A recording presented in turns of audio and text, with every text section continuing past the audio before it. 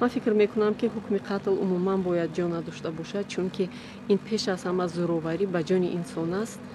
عموما به پسیخولوژی دیگران این تاثیر بد میرساند. وقتی که همین حکم قتل جای دارد، این یک ترس است. باز میگم که استراتژی استراشنی، یعنی که نه با اون همه حرکت ما روانه شده باشد که ما توانیم تنها ترسونیم.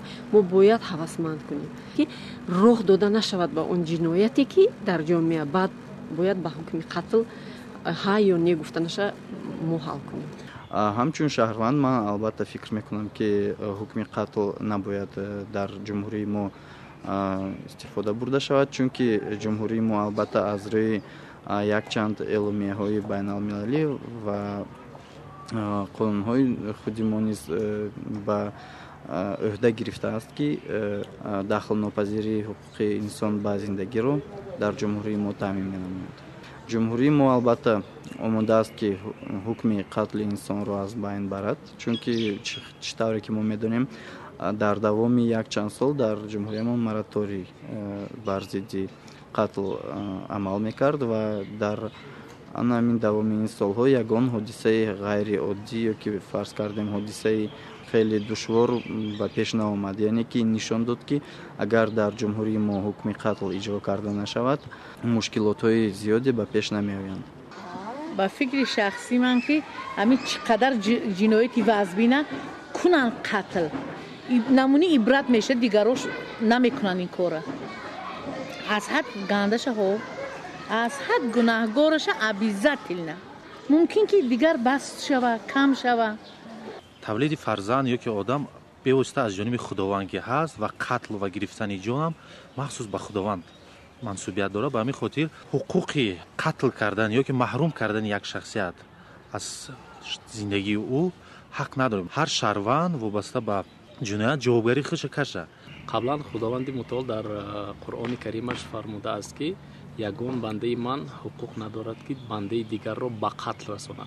حتی ذره به خود ضرر رساندن این یک گناهی کلان است. از مثال دنیوی گیریم هم نه تنها قتل، یگان کس رو آزار دادن این حلقه حقوق پایمال کنی به حساب می رود. تو وقتای نزدیک یعنی یک 10 سال پیشتر من دستگیری میکردم، چون که بخصوص حالتهای تجاوز، حالتهای کشتار که از جانب نفران رخ میداد فقط میگفتم که اینها باید جزای قتل بینن. خب بعدتر بعد آموزش ها، بعد تجربه دیگر کشورها به خلاصه اومدم که البته ما حقوق نداریم که کسی رو از زندگی محروم کنیم.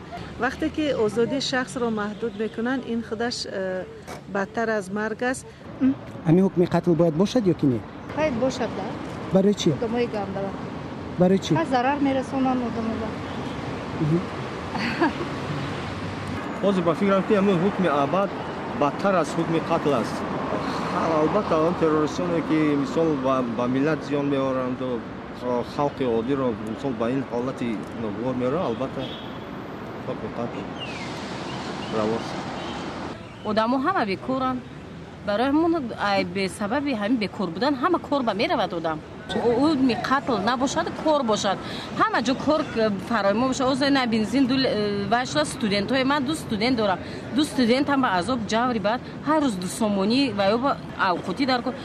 مثلا که پسر یگان بیکار باشد یگان کار دیگه برود بعد میتونه خود کار میشد جزاگیری و گیری به حد شرایط موازبین شده. تاجیکستان شرایطش موازبین شده.